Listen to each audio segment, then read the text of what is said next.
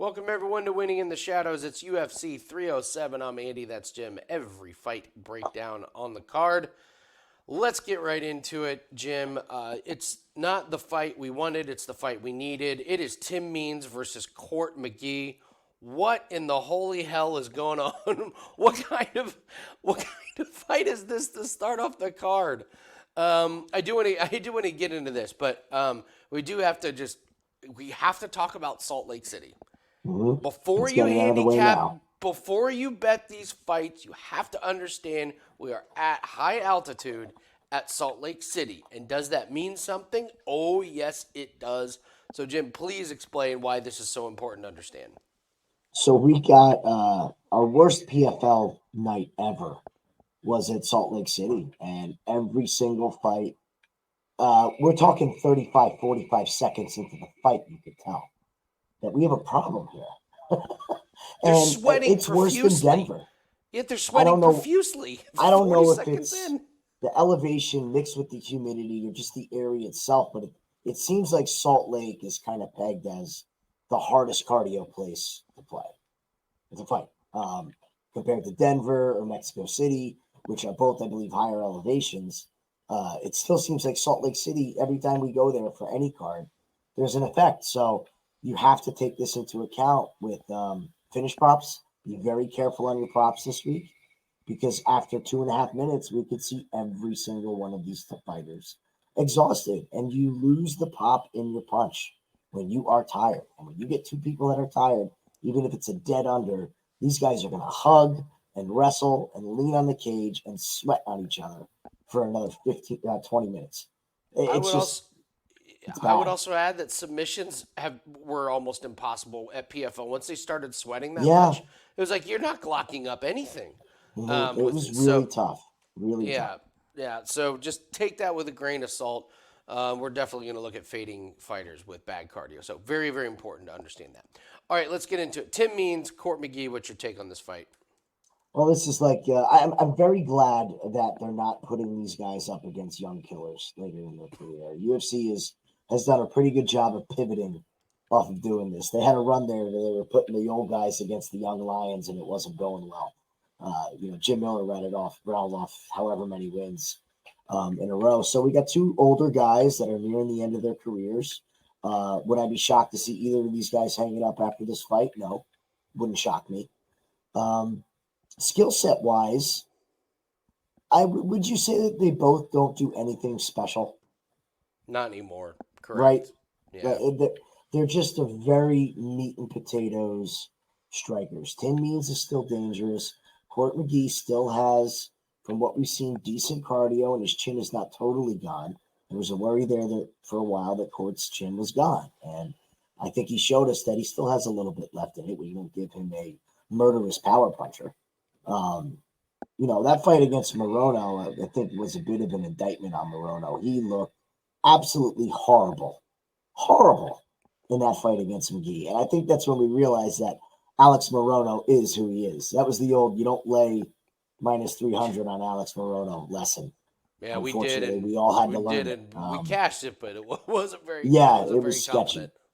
So I think Tim Means has a little bit more firepower. Here's the thing. I think his chin is worse than Court's. So I'm not going to be able to get here on a fight. What I do on a side. What I do think is that after about 2.5, 3 minutes, these guys are going to be slowing this fight down and just making this a veteran decision performance. So I am very interested in this fight to go the distance. Other than that, I will not lay any kind of bet on either side of these guys. Yeah. I mean, Tim Means is almost minus 200 favorite, and you just can't bring yourself to do that. So, yeah, when he got knocked out in his last fight, it was very concerning because it was an uppercut, and he just got flatlined, and we hadn't seen him, get knocked out like that. So I'm with you. The overs are the way to go. This is going to be a theme for this card. Overs, great parlay pieces. If you love parlay pieces, a lot of these fights to start round 2, it's going to be a good one. I think Means and McGee know what they're getting into at Salt Lake City. I don't see a fast pace to start off with. This fight to go the distance, or even over 2.5 is probably the only way that I would play it. I'm with you. Don't bet a side on this fight. It's laughable. I mean, we'll move on. Is this another fight where it's laughable to to take a bet on a side? OSP against Ryan Spann. Ryan Spann coming in as the big favorite. You doing anything with this one? What a weird situation this fight is. It is so odd. You have OSP, who was not expecting to win his last fight by any means. Oh, Was stunned when we he weren't did. expecting him to win that No, fight either. literally didn't even have a speech prepared or anything to say after the fight. They handed him the microphone and he's like, well, yeah, I won. That's about it. And he had flat out said that him and his team were prepared for that to be his last fight. He didn't want to tell anybody he was retiring, but that was going to be his retirement fight. And he gets a W. Okay. Why not walk away right there? Well, maybe they threw some money at him to face Ryan Spann. That's the only thing I can think of, is that he's taking one more fight. Why not? Roll the dice, get a paycheck. Ryan Spann. Is there a more frustrating fighter in the UFC than Ryan Spann? Is there anybody that you've seen with the skill set that this man has that can piss it away in a heartbeat in a fight? Yeah, I don't think it's there hard is, to man. come up. It's hard to come up with one who's got that level of and talk about throwing us off the set. Knocks out Reyes and he's I'm working out now. I wasn't training before, and we're like, oh my gosh, it's all come together. It's all come together from Spain. Then he gets quickly submitted to Krylov. Split decision to Anthony Smith. And I'm sorry, getting ground and pounded out, Goose Golf getting knocked out is just a horrific look. Just a horrific look. I mean, Spann is minus 300. He's the only. I can't take OSP to win another fight, but I'm not laying. Friends don't let friends lay minus 300 on Ryan Spann. He's gonna have more power, but I'll tell you right now, OSP is probably gonna have more volume. OSP threw a lot of strikes in that last fight. Kennedy left the door open, and if there is a fighter that can leave the door open, it is Ryan Spann. That door is wide open. The fridge door is beeping, letting you know that the door is open. I mean, I can't even take it over in this one because I've just watched Spann get finished in two of his last three. So Yeah, this is one I don't think you're banking on the elevation helping it over. I think that's going to end up leaning towards it under in some form or fashion. The only way you can attack this fight is in the prop market or the time props. That's it. The money line, you can't do the unless you like OSP and you want to just ride with the fade of Ryan Spann.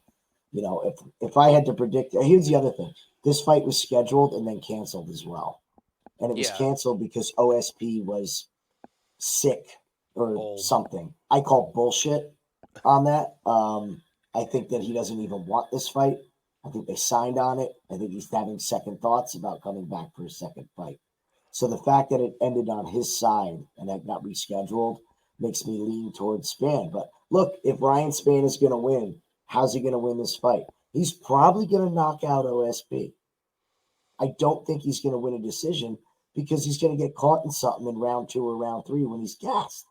Gonna get tired. Right? Yeah. So if you like Spann, I think you bet him by finish. If you like OSP, you can play him on the money line. Do what you will with this fight. It's ugly. It's dirty. We're going to get a retirement after this either way, I'm sure. So play it how you want to play it. I don't have any stake in this fight. You know, we have lots of theories on over the years. You hit a great one. We do our live shows for Dana White Contender Series and for UFC. So if you want to join us on the Winning in the Shadows YouTube channel. That's where we do all of our live shows. One of our favorite theories has been fade the haircut theory. When someone shows up with a really dumb, bad haircut, you fade them. It worked to perfection Tuesday night on Contender Series. This may be the first time we have two theories on one fighter, and that is Carla Esparza, who is a fade the baby theory and a fade the retirement theory. We're getting a great price on Tecia Pennington, in my opinion. What do you like? I think the market's wrong. Yeah, it's flat out. They're not. We talked about this. You got to find edges where they're not baked into the line. And those two things that we talked about, and you could say what you want about our theories, but that stuff's not baked into the line. They can't account for it. So unless they start catching on, it's where you get your edge. And she already had her baby. She already announced her retirement. That is a massive amount of red flags. This fight is a rematch. Carla won the first one. But if you go back and you watch that fight, that's a Tecia Torres with very little defensive grappling.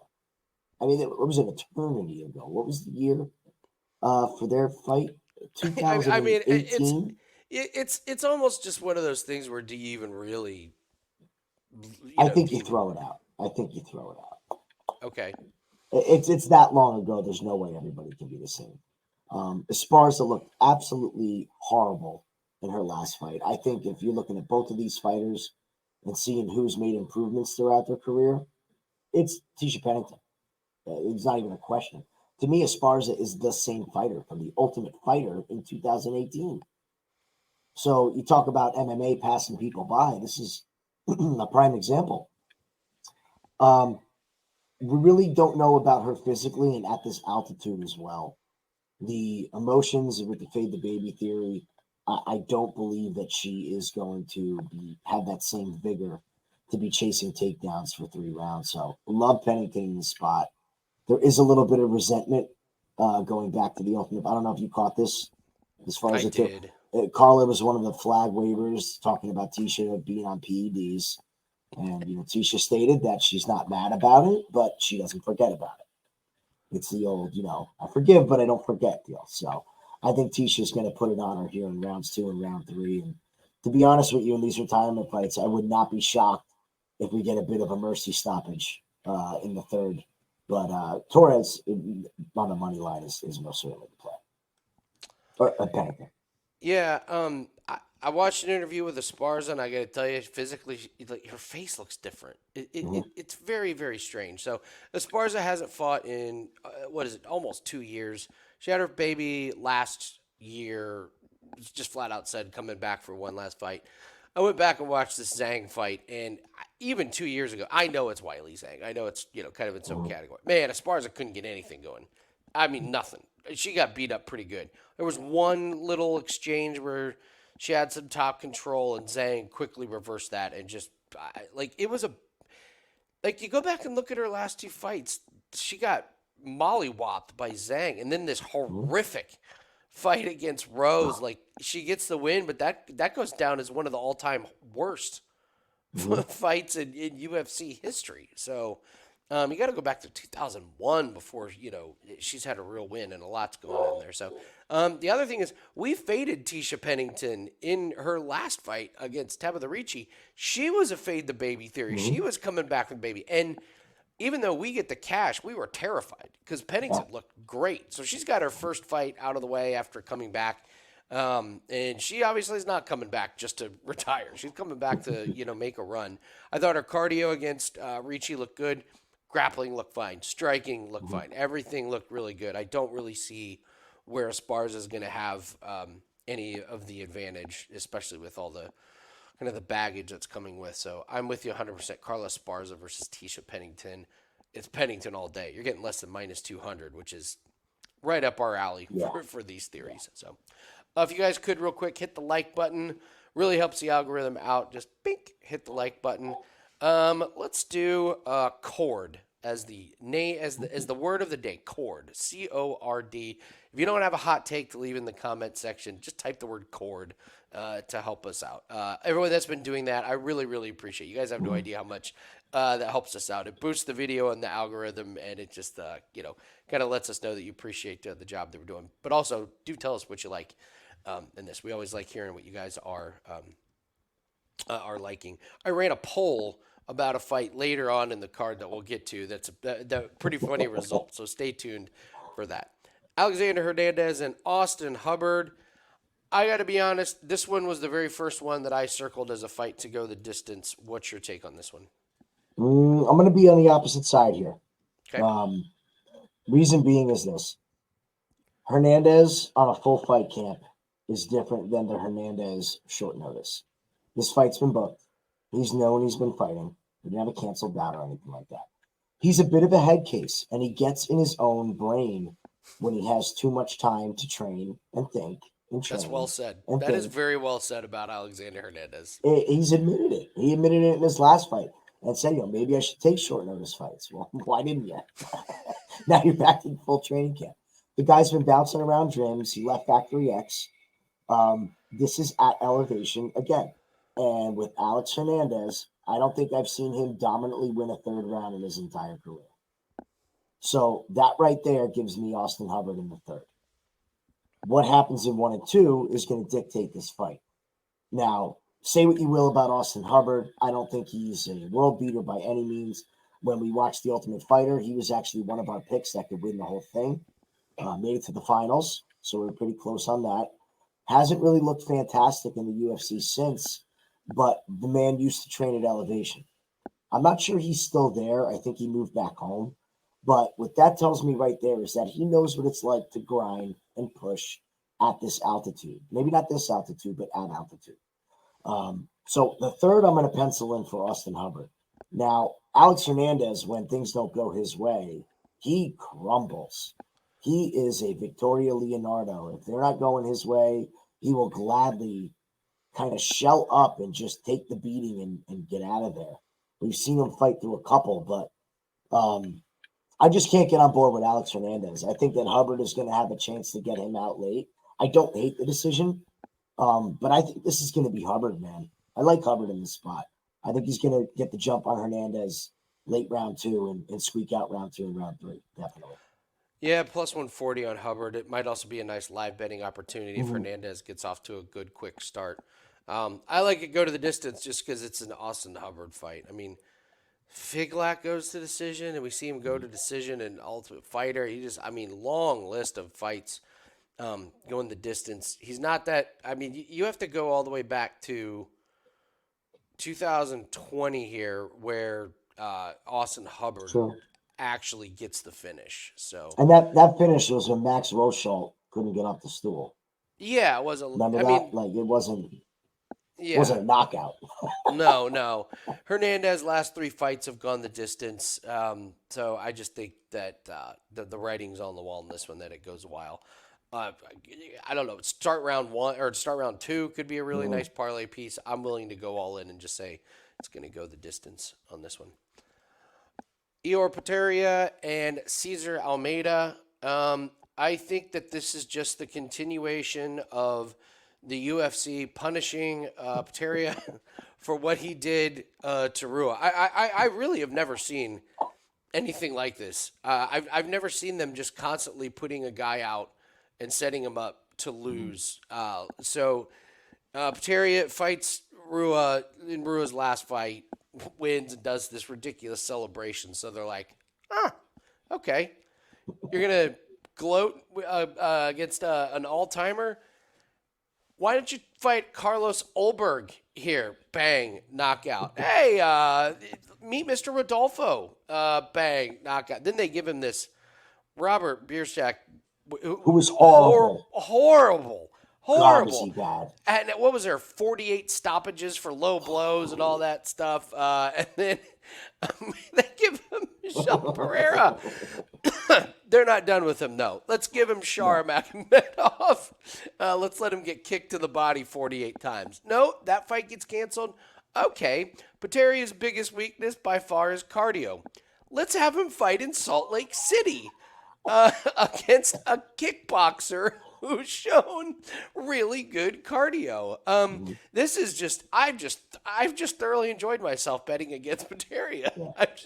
It just feels like every time that they give him a fight, it's just some way for him to lose. And I laughed when I saw him on this card. I was like, they keep doing this to him. It's just to fade Potieria. The whole UFC organization, the matchmakers are out to get him. If this thing gets past 2.5 minutes, he's done. He's done. He's got power for a couple minutes, and then it falls off the cliff. And then you got Cesar Almeida, who has performed nicely over his last 3 fights. Pulls the big upset on Contender Series, does what he's supposed to do, finishes Budka in his first fight, and then ever so slightly loses to Kopylov, where Kopylov easily wins the first round. And then Almeida comes on strong and makes it really close. To me, this is Cesar Almeida all day. It's just the fade Potieria train. It's just Mhm. like rinse and repeat. What do you think? Well, I didn't agree with the split against uh, Okay. Copy love. Kopylov, but he did have a good showing in that fight. So I don't want to take too much away from it. He did go to decision with Roman Kopylov, who engaged in wrestling, and Almeida was able to counter wrestle, which was very good to see. Uh, but I did think that it was a landslide for Kopylov. Potieria just man, it's like when he wins, they make it worse. They're like, "Oh, you got to win, okay. Let's Here's see if you can Michelle win Pereira. now." It's Here's it's Michelle Pereira. exactly. It's crazy. I don't think he's going to have the cardio to withstand at all in this fight. Almeida is so good standing, and also, do you think that Potieria has the wrestling to threaten Almeida? Because I don't think he's got a shot in the world of even getting this to the ground. So if I we're going to be agree. stuck with a kickboxing match, yeah, I'm going to take the K1 striker against Ihor Potieria. Not rocket science there. I Yeah. think Almeida finishes him at some point in this fight. I do not like this one to go to distance because Potieria could fall off a cliff at No, he some point. is going to fall off a cliff. If he doesn't get the first round, and I don't even mean like the first round. I mean like the first few minutes of the Sure. first round. This is just Almeida's just going to pull ahead, and I wouldn't be surprised if Pateria just throws in the towel, gives up, takes a knee. So Almeida, and you could even lower the odds by taking Almeida by KO. You can even do the double chance and do Almeida by KO or decision. We Don't sleep on the submission. We always say you want to be, Oh, if come you're going on, to take them Cesar by Almeida. finish. When Cesar you get Almeida's guys that gas out, he's not they look for submitting a any. way out and they stick their head in places they shouldn't. He's not submitting him. He kicked. He fought Alex Pereira I three know. times in kickboxing. I This know. guy's not. This guy hasn't even thrown a submission attempt in his entire career. He's not submitting Potieria. Um, it's I'm not. sticking to the rules. Sticking to my Stop. rules. Yeah, I mean you're right. Our rule is if you think a guy's going to finish, you just take inside the distance. Like technically, Carlos Olberg has a submission on his record. So Last night, everybody was. I saw all the Twitter feed. Torres Finney by submission. Had him in an arm triangle for what 2 minutes. Couldn't get the submission. Fight ends by KO. That you don't know. You don't know. well, that was ridiculous if you That played that. was. If you played Finney just by submission and took out the KO, that's on you. Marina Rodriguez and Iasmin Lucindo. I'm interested in your take on this one. What do you think? Me too. We haven't spoke about this fight at all. I don't know what to make of Marina Rodriguez, man. I mean, talk about being a stone's throw away from a title shot, and it just has not been good since. It is not. When your only win is against Michelle Waterson Gomez in your last three, that's a really bad look. Granted, they're against some damn good fighters. Uh, but look, you were billed as the next big thing here. You were going to be fighting for the title. That win over Yan was the moment that everybody started talking about it. She stuffs Mackenzie Dern out of there.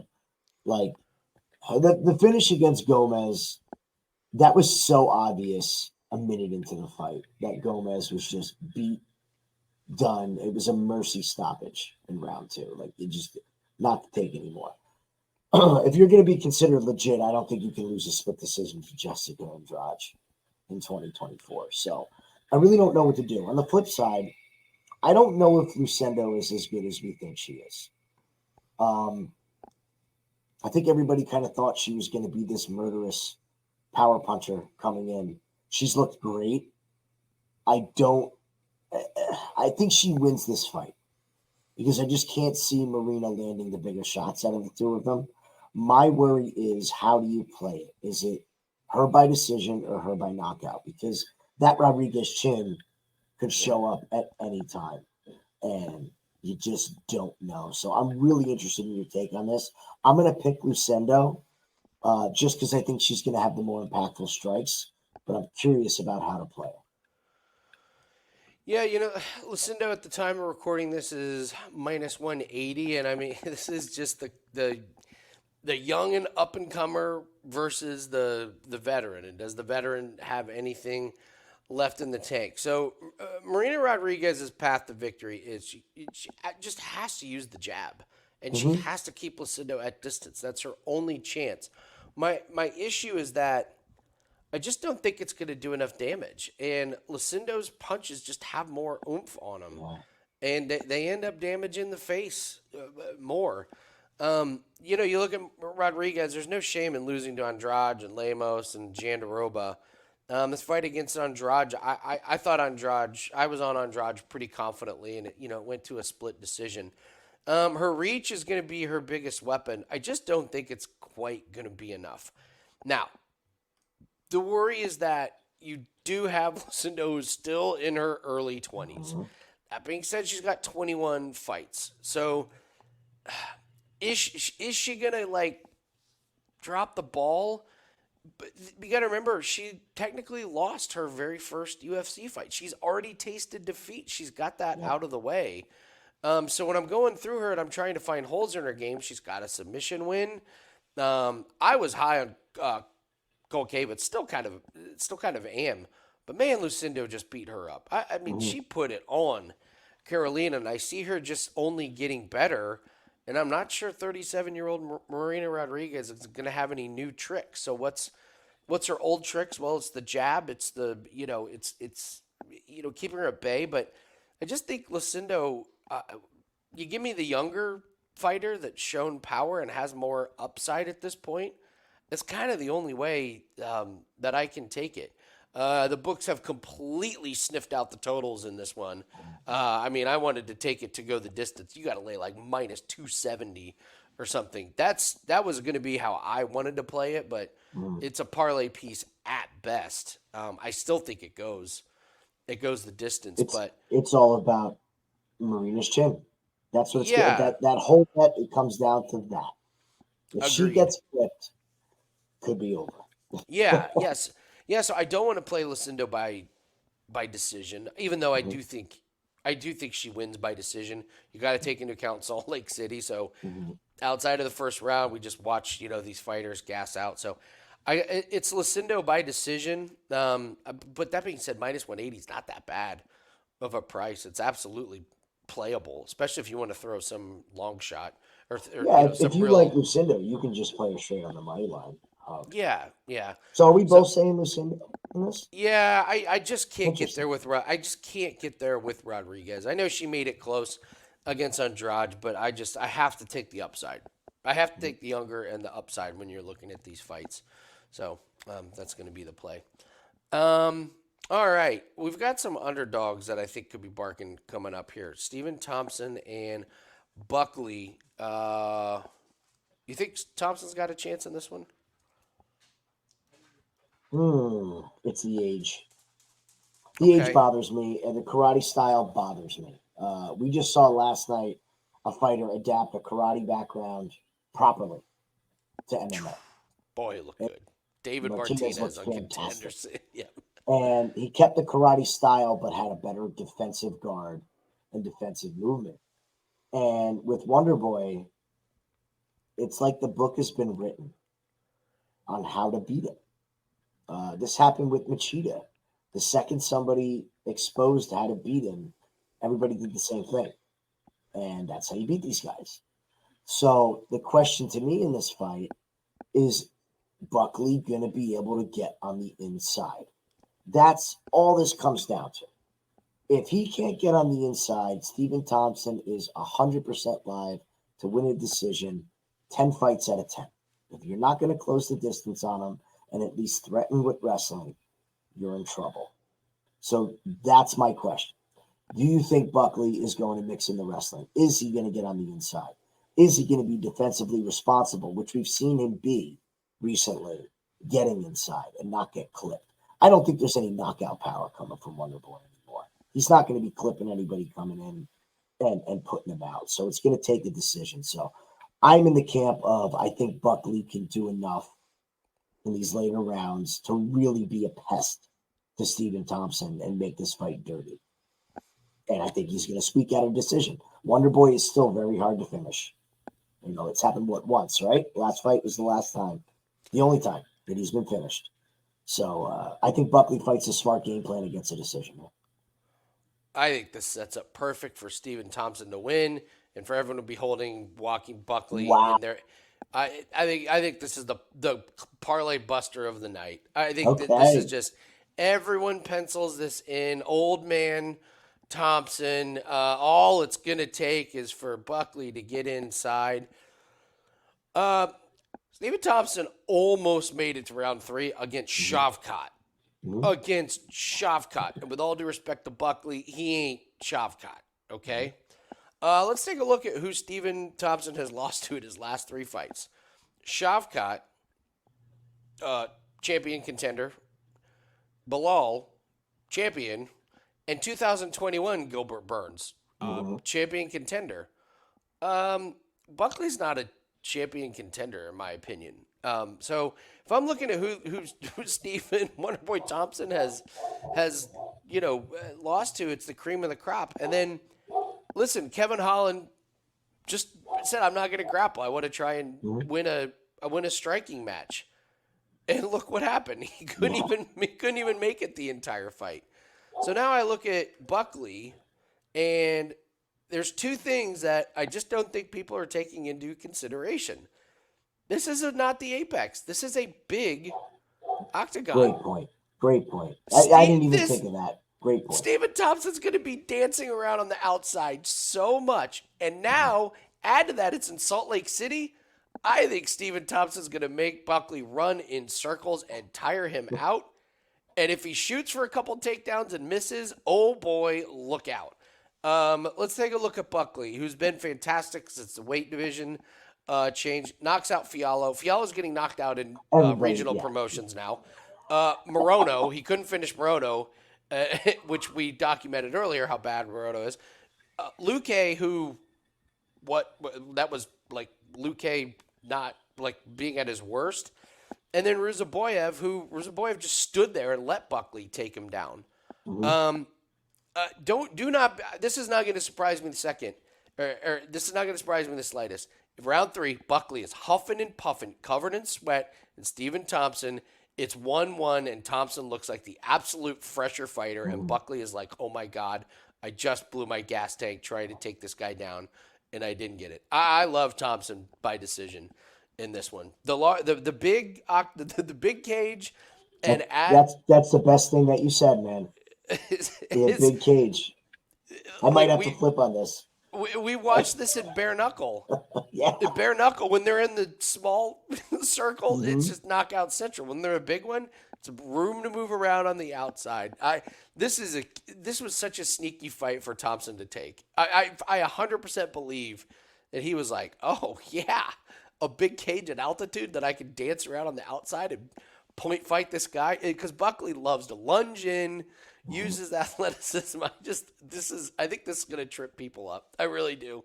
This is my parlay buster of the night. You've been warned. Friends don't like friends. Bet on Buckley at altitude. No, think of his style. He like, it's big explosions of energy. I think this sets up great for Thompson. So, all right, Roman Dolidze, Kevin Holland. Listen, you pegged Holland beautifully in his last fight. Do you got any strong opinions on him in this one? Not on Kevin per se. I think this is just mismatches in both guys' worlds. This is everything I want in a fight not to go the distance. If this stays standing, Kevin Holland is going to beat the ever-loving crap out of Roman. Roman's striking has looked atrocious. Absolutely atrocious. It is big, winging shots, lumbering, cardio zapping at altitude shots. When you swing and you hit air, it is way different than hitting something. When you swing and miss, and you ask anybody who's been a fighter or is a trainer, when you make somebody swing and miss, their cardio goes south. It is so demoralizing. So I think he's going to swing and miss a lot. That being said, if he gets to Kevin Holland on the ground, I think Roman Dolidze's grappling, when he has cardio, is some of the best in the UFC. The man is super dangerous. I just don't know if it's going to get there. We haven't seen his actual wrestling be able to get these fights down and keep them down. And I thought it was pretty alarming in his last fight how bad he looked late in the fight. One thing about Kevin Holland is, have we ever really seen Kevin Holland tired? He looked pretty. I guess Paige, he didn't look great.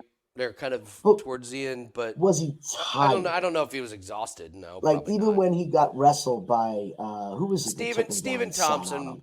I guess Steven Thompson was when he He's was all pretty beat He up. beat the hell, yeah.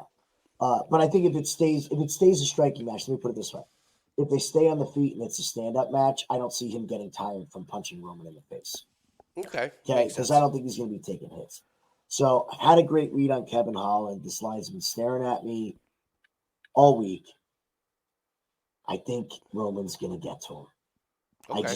I think that he's going to end up somehow latching up a submission early. Now, this fight starts round 2. I am all over Kevin Holland because I don't think that Roman's cardio is going to hold up. I don't care what kind of training he's doing. Yeah. Keep in mind, is this fight at middleweight? Yeah, it looks It's like. at middleweight, right? Because Roman's Um. been bouncing around weight classes. Yeah. Who knows? I don't know if it matters that much. For me. Yeah, it's gonna be middleweight. Okay. Yeah, I have no strong opinions on this one. I don't need to put any input in. I just know if Dolidze can clinch with Holland and keep him up against the fence and make it as boring as his last 3 fights are, then yeah, it's a problem. But you're right. If Holland can pick up the pace, and it should be Holland's, but I don't see how I can make a wager on this one. So Yeah, I'm not, full disclosure, I'm not betting this fight. no. So this week's plays, guys. 2 notable ones. First off, our UFC 307 pack is up. 19-9 MMA run. This year's been very, very good. Bellator, PFL, UFC. We've cashed in all of them. So we're really seeing that sport really well. And then college football has just been fantastic. We do 1 play a week in college football. We started this last season, 17-5 lifetime. We're 4-1 this season. That best bet is up. All those are at wagertalk.com. You can use the link there, wt.buzz/AL. But really encourage you guys to go grab those UFC 307 pack. If you want to, it depends when you're watching this. Thursday, if you want to get a 3-day pass, that'll get you the college football play as well as all the UFC 307 plays. So Thursday or Friday, 3-day pass gets you all of those as well as any NFL plays that will have. But those 2 plays are really what we're focusing on for this week. And if you have not joined the free Discord channel, please do that. It's a Winning in the Shadows Discord. Absolutely fantastic channel. It's not like most Discords where a bunch of people talking trash and nonsense. It's people sharing really, really good information, really good live plays. We've got channels for just about every sport, even guys doing well in baseball with some of those. The cricket channel continues to keep on running, a phrase I never thought I would say. Our cricket channel. But the cricket department keeps cashing, baby. So join that. It's a really great group of guys. These are for people that really take their bankroll serious, that look at it like a business. And so we're all helping each other get better. So encourage everyone to join that. All right, let's keep going here. Kayla Harrison and Ketlen Vieira, the line has exploded. I mean, it's unplayable by itself right now. It's Kayla Harrison like minus 1,000. Do you have any groundbreaking, amazing hot takes on this fight? No. This is probably the fight we can spend the shortest amount of time on. Kayla Harrison's going to win. Okay, I'm with She's you. going to win however she decides to win. Is the trouble spot. You can't play her on the money line, so she could finish her. She could take her down once each round and sit on top for as long as she wants. Just Ketlen Vieira, you cannot get past getting reversed on the ground by Penny, like you stated the other day. She loses, I thought, pretty convincingly to Raquel. I didn't think that was a split. I thought that was a classic Pennington. She beats old Holly Holm. She beats old Misha Tate. I mean, this is a different beast that she's fighting. And when I say beast, I mean it literally. Kayla is a beast on the ground. Yeah. And just as a side note, we were worried about Kayla at this weight class coming into the UFC. I am totally off of that now. She has kept her weight down. She looks fantastic. she's ready to rock, man. I know Holly is, getting up there and her best days are behind her, but that was an ass whooping. That was the best I've seen Kayla Harrison look. So I agree. It's Kayla Harrison. I think you could probably play her inside the distance, like we said. So if you go back and watch the Pani Kianzad fight, don't do that. By the way, that is an absolute waste of 24 minutes. Like, just don't do that.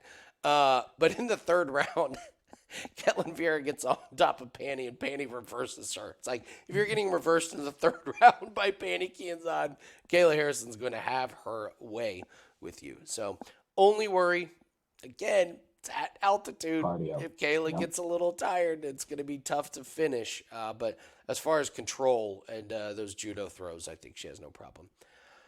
We spoke her last fight. Something that we didn't talk about with Holly Holm was the fact that she's allowed to throw elbows now. Oh, that's right. That was something that we didn't take into account because we were both saying, Holly could upset her. But when she gets on top now, she can drop elbows. And she did. And they were vicious. They were great. Absolutely vicious. They were great. Yeah, it's a great point. I completely forgot about that one. So, all right, Jose Aldo and Mario Bautista. So I got a friend who he bets some NFL, but he saves it up for certain situations. And the situation that he saves it up for is when a ton of people are betting one side and the line doesn't move. Mm-hmm. I give you Jose Aldo and Mario Bautista because I don't know one person that loves Mario Bautista in this spot, and yet that line is just sitting there with Jose Aldo as the underdog. What gives? What gives here, Jim? I think that tells you everything you need to know. It's very sharp because if you're going through all your information and you're doing your research and you're just seeing pick after pick after pick on Jose Aldo, and don't think that these Jose Aldo picks aren't bets, by the way. Because he is the dog. So people are betting it. Like there's bets coming in. Why isn't the line moving? That means that some pretty sharp people with deep pockets are on the Bautista side. So again, I'm in the same boat. I like Aldo. I did too. I did too. I know. No, I don't. What do you do? It's really tough to decide here. It truly is enough to make me say stay away. Mm-hmm. We have seen this too many times, and we've lost too many bets. Benoit Saint Denis, where everyone is on one side, and the line just is not reflecting, the movement here. So, let's talk about Mario Bautista. Let's make the case for Bautista. Here's what I can make the case for. Benito Lopez and Guido Ganetti, credit to him that he did exactly what he was supposed to do. I believe Benito Lopez was the realtor, wasn't he? Yes. So he submitted the realtor and he submitted the old Guido Canetti. This fight against Blackshear was very, very strange because it was a very short notice fight that Blackshear took. I believe that was 1 week after he won by Twister. Mm-hmm. And so Bautista looked a little frustrated. He'd been planning on fighting Cody Garbrandt. His fight against Ricky Simone was his best performance by far. He neutralized the chain wrestling of Simone, landed a lot of damage on Simone. My problem is Bautista got touched up quite a bit. Simone was able to land quite a few shots. If you just look at when they're standing there and he's getting his hand raised, he's got a lot of damage on the face. Is Jose Aldo that knockout guy at this point? No. But credit to Aldo. We last saw him in 2022. He tries to go and do some boxing and quickly realizes there is no money in some of these unless you're fighting Jake Paul. Comes back and just puts on what a veteran performance against Jonathan Martinez. That's the definition of a veteran performance. That was one of my favorite fights of the year. It was. That was a great fight. Martinez was he didn't have a chance going in there. So I have a different way to look at this fight, Jim, because I don't want to play Aldo. Take this fight to go the distance. I take it very confidently. Aldo's defense is just second to none at this point. He's seen everything. Mario Bautista is not going to bring anything that Aldo hasn't seen. I thought Aldo's hand speed looked great, and Aldo is a point fighter. at this point. He's not knocking anybody out these days. So I'm going to stay away from picking Aldo. But, man, this fight to go the distance, I just love, love, love. That's the only way I can bet this fight. I agree. I was thinking that distance. What's the? I'm assuming it's going to be a 2.5. So it's a playable line at 2.5 just to take that last half round out because we're at altitude. I'd be fine to playing that too as well. Okay. I don't think Bautista is going to get caught by some kind of murderous shot by Aldo. And Aldo has to reserve his gas tank. Let's not forget, he's not the same guy that can go for 5 rounds. He's just not. And he doesn't fight that way. In the third, it's all about winning points. Yeah. So, I'm gonna agree with you there. I think fight goes the distance is pretty darn good bet. All right. It's minus 280 to go the distance. Boy, the books are, damn. Books are thinking the same thing we are. I should have looked it up before we started recording. I thought I'd be way out ahead of this one, but the books have. It's parlayable. You want to take another fight to start round 2, or no distance, or throw an NFL, plus money play or plus points play in. You can figure out a way to play. I think it's worth playing somehow. All right. Raquel Pennington and Juliana Pena in the co-main. What's your initial reads on this one? This is one of the most cringeworthy pre-lead up to the fight moments for Pena. This is worse than when she fought Nunez, because at least there was a reason for her to talk some smack. I feel like she's drumming up drama out of nowhere that doesn't exist just to try to sell ratings. She has become the Colby Covington of the women's division, where, let's face facts, she's not that good, okay? She's not a good fighter. And I feel very strongly about this. I've always felt that Juliana Pena was not a good fighter. Loses to Jermaine Duran to me. That's a step up in competition. Beats Sarah McMahon. I think that was that the last fight for Sarah McMahon in the Sarah UFC? McMahon's over in Bellator. Right, so she left after that. She looks horrible in Bellator. She's also way older with no striking. She just got ground and pounded out by Leah McCourt. So don't remind me. Twice Leah McCourt got me. So I think she's one of the most overrated, and she's popular because of her fight with Amanda. If you can call it a fight. The second time they ran that back and Amanda was serious, it wasn't even close. It was not even close. It was as bad as when Amanda fought. Who's the girl that's the commentator now? The tall one. I mean, Amanda has done that. To I can go down. Cyborg. Megan Anderson. Megan Anderson. Okay, it was that bad. So Pennington's been really quiet about this. There is a little bit of bad blood apparently between the two of these from the Ultimate Fighter. Another Ultimate Fighter rematch. I love the fact that Pennington is just mouth shut, just going to work with her lunch pail every day, like she's done her whole career. Her and Tecia are both fighting on the same card, training together. You have to think that they have somebody there watching the baby. Like, if there's no, you got to do this, I got to do this. They have to be locked in.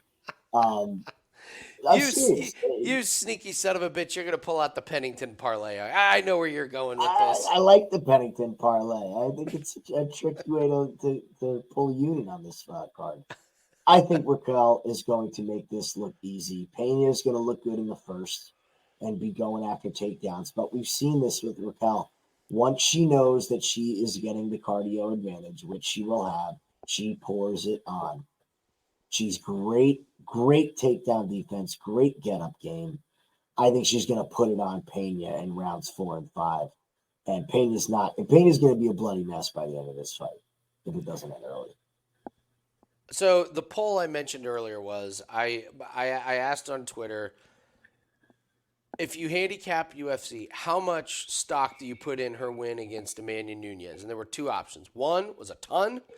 2 was none, fixed fight.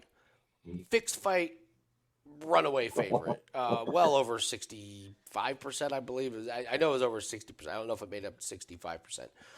Yes, I will continue to say that was the second worst fixed fight I've watched since watching UFC, with obviously the Derek Minner fight, which openly was yes, was overly fixed. At least Derek Minner was open about it. But yeah, Amanda Nunes taps before the submission goes in.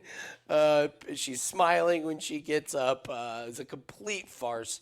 And then yes, Amanda Nunes. I thought she just played with her food. I thought she could have finished Pena. It was like, no, you're going to sit here and get your ass kicked for 5 rounds. So yeah, let's go down Pena's wins. Sarah McMahon, who's losing in Bellator. Nico Montano. Let's see how she's doing. How many times did she miss weight? Yeah, she hasn't fought since 2019. Okay, so that's one of her wins. Loses to Shevchenko. Kat Zingano we're having to go back to. Kat's getting her ass kicked by Cyborg over there in Bellator. Jessica we have to go back to. Look at like, this is who Juliana Pena has been beating. I don't even remember her. It wasn't good. Yeah, you think? It wasn't good. You think? Look at all these. Yeah. Like, who is she beating? It's amazing. Like I've never seen a. It's Amanda Nunes and nobody. That's what I mean. It's crazy. Mm-hmm. And then when you just go look at all of the nobodies that she's beat, to think she could submit Amanda Nunes is so laughable. So yeah, it's Raquel Pennington. Pennington's last fight against Mayra Bueno Silva. That was just the classic Pennington and classic Silva too, by the way, where Silva looks good early and then just quits. Pennington wears her down. Just Mayra Silva, just kind of gives up. So yeah, it's Pennington, and I don't mind the Pennington parlay. It's women's MMA, so you always got to be a little bit careful, but I'm just not impressed with Pena. You mentioned Pena like being the Colby Covington. So Colby Covington, it's an interesting one. I think Pena's worse. She's not even entertaining. Her career is going to be summed up as the same as Matt Serra's. Matt Serra knocks out GSP. Put a comment down if you remember in the chat. I remember. Do you remember what Matt Serra did after GSP got his belt back? No. Exactly. Oh, good point. I know he's done some shows and some podcasts, and he's put on a bunch of. No, I mean fight wise. Oh, fight wise. It was kind of like, okay, I did my thing. I won the title. I lost the rematch. It didn't go well. Like whoever he fought, he didn't win a bunch of fights. Yeah, that's a good point. I think Pena had her moment in the sun, man. It's kind of over. Yeah, and by the way, like when you go all in on trying to be the bad guy and the heel, look where Colby Covington is right now. Yep. It doesn't end well, and Pena doesn't look like this is going to end well for her either. Because if she gets beat up real bad again, you're not going to know what to do with her. So, side note: her family from Venezuela is attending this fight, which they haven't been able to do. They haven't been able to go to her fight, so that's a fade for me as well. Love it. All right, main event time. Alex, Khalil, Roundtree. If you haven't hit the like button and the subscribe, go ahead and make sure you do that now. Leave the comment section. Tell us your best bet. Or if you just want to help us out, you don't have a hot take, just type the word CORD, CORD, down in the comment section. It really helps us out. I haven't really heard anybody make the case for Roundtree, yet the line is still kind of holding strong there at minus 500. Is this a don't overthink it? Or is there something to brewing here in this fight? What do you think? It's a lot of activity for Alex. It's been a lot of activity for Alex. And we see this in all sports. Not only has it been, I didn't mean to cut you off. Not only has it been a lot of activity, it's been him saving the UFC. Short notice. Has saved main events. Like, absolutely saved them. What was the one that lost like 4 fights? Or like Alex. Was that when he fought Yuri, I think? Well, the Jamal Hill, Hill, they pulled that out of their ass. And then, Yuri, of course. It Now just it's a lot, man. It's a lot of training time.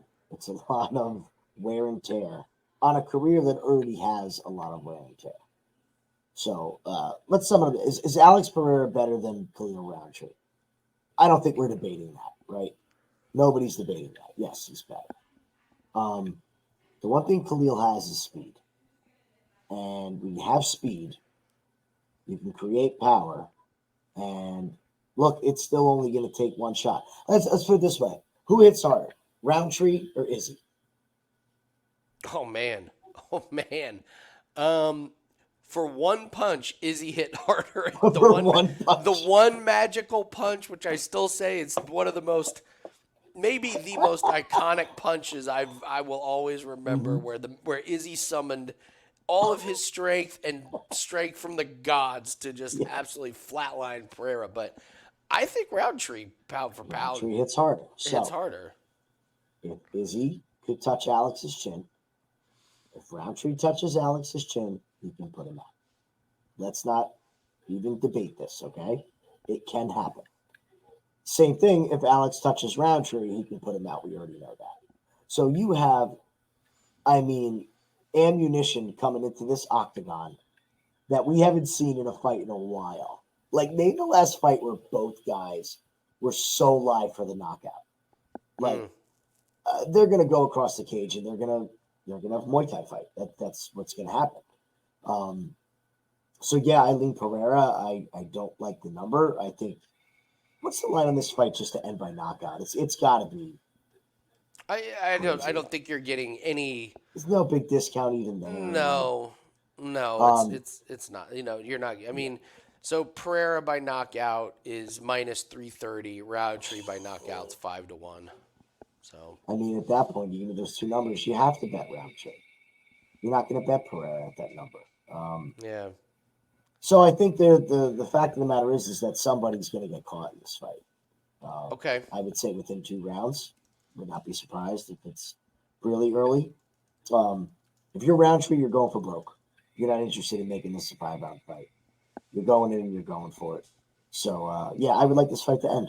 Other than that, I don't think you can play Pereira at the number. If I have to pick a side, I'm going to lean towards the champion and say he could win, but Roundtree most certainly has a puncher's chance, if not more, in this fight. I would like to bring up Khalil Roundtree's last few opponents here. Old Anthony Smith and Chris Daukaus. Mm-hmm. Now I would like to bring up Alex Pereira's last few opponents here, and we'll see if we notice anything different. Yuri Prochazka, Jamal Hill, Yuri Prochazka, Jan Blachowicz, Adesanya Strickland. It's kind of laughable when you look at these. I agree with you about Alex Pereira, like what is too much here, but he's been pretty open about let's get as many fights in at this level as possible because I'm not going to be at this level for very long, so I don't want to take a bunch of time off, and he kind of keeps active. It's a big cage. It's I do worry about Pereira's cardio, but like you said, it's not like Roundtree. He's known for his amazing cardio, to going deep, deep into fights, and a couple leg kicks from Pereira and Roundtree's legs are gonna hurt. And you're right, if Roundtree hangs around long enough, if Roundtree keeps it on the feet, I think eventually Pereira gets to him. So I agree that Roundtree's probably gonna want to try and end it early. And here's the thing, if Roundtree wants to circle around and try and move, he's going to get exhausted in that altitude. So I don't think that plan of attack of really trying to dance around the outside, I think that's eventually going to get you finished. So I think Roundtree's just got to make it an absolute brawl. Go in, just try and get to his chin before he gets to you, and just say, hey, you knock me out, you knock me out. But early, like first 30 seconds. That's what I mean. Gotta be, like, fly early. in there. In there. So, maybe you could take the fight to end in round 1. I'm just struggling to find the value on it. And I don't know. The Saint Denis fight, just this was the very same thing. I didn't know one person that was on Moicano, and I certainly didn't know anyone that was on Moicano by complete ass kicking. So Take that for a grain of salt. I just think there's better opportunities on the card just with the value of the plays and stuff. So we've used two of our keywords that we hate. Yes. Value I caught and, myself. and sharp money. Those are two words that we hate. I wish they'd be banned from the betting industry because everyone thinks they know what they mean, and really they don't mean. So value is just another word for I lost a bet, but I feel better about it. And sharp, sharp just means I'm betting something that nobody else is. That's all that means. So, all right, let's do the parlay buster and the woulda, coulda, shoulda. The parlay buster is one that's going to bust everyone parlays. I already brought it up. I think it's Buckley. Just a sneaky recipe for Thompson to just get his hand raised and everyone's just tearing up their Buckley tickets. Just what happened. So for me, it's Joaquin Buckley. What's yours? I'm going to go with Alex Hernandez is a favorite, right? Against Hubbard. Yeah, he's a pretty big favorite. He's like minus 200. I'm going to go with Hernandez. I think Okay. You're feeling good on Hernandez in round 1, and then late round 2, you don't know who won in round 3. You're like, oh, shit. And then you have to bet, minus 180 on Hubbard to try to recoup some losses. Yeah. All right, and the woulda, coulda, shoulda. This is a bet that we all just regret that we didn't hammer at the end of the night. So, some good options here on this one. What's a reasonable bet that you're just like, man, why didn't we hammer that one? What's yours? Oh, I already got myself. I'm going to go with Cesar Almeida by knockout. by finish. By finish. Yep. Just it's not a bet on Cesar. It's a bet against Ihor at altitude. Why didn't we hammer that one? There's no way he's going through with this guy. That's a really, really good one. I'm gonna go with Tecia Pennington. How many times do we get two fade theories in one fighter? You get to fade the baby and the fade the retirement. I think when Esparza's stating there, giving her retirement speech, and Pennington's walking off with a unanimous decision, that we're like, man, why the writing was on the wall in that one. So, all right, that is going to do it for us, everyone. Thank you so much for joining us. Don't forget to grab that college football best bet and to grab our UFC 307 pack, 19-9 MMA run. These are two sports that have just been very, very good to us. If you want to grab a 3-day pass on Thursday or Friday, don't forget there's a Formula One race as well. So we will definitely be in action in Formula One. So thanks so much, everyone. Don't be a stranger. Leave us a comment. Don't forget to join the Discord if you want to keep in communication with this great channel with a lot of good information, a lot of free bets, a lot of live bets as well. And we will be live on the Winning in the Shadows YouTube channel for UFC 307. We're going to watch all the fights, a lot of in-fight wagers. And I really got to stress this, guys, that if you're still watching this, thank you. These live shows, not only are they fun, they're a necessity for your bankroll. And yes, I said necessity. We hit 2 plays easily just by watching live on Contender Series. That's 3-4 units that just bang got added to your bankroll. Our live bets have been really, really good, and you only need one of them to really justify it, to justify watching the show. So we have a lot of fun, but most importantly, it is profitable, and Tuesday night was pretty good example of that. So, all right, Jim, great work. You guys got to do what we do, okay? We spend time with the wives. We do our thing. We do our chores and say, look, from 6 to 10, 6 to 12, I'm working. Because that's the way you got to treat your bankroll, okay? It's an investment. Yes, absolutely. We can have fun while making money, but it is important to get those live bets in. So, all right, good luck on all your plays, and we'll see everyone later. See you guys then.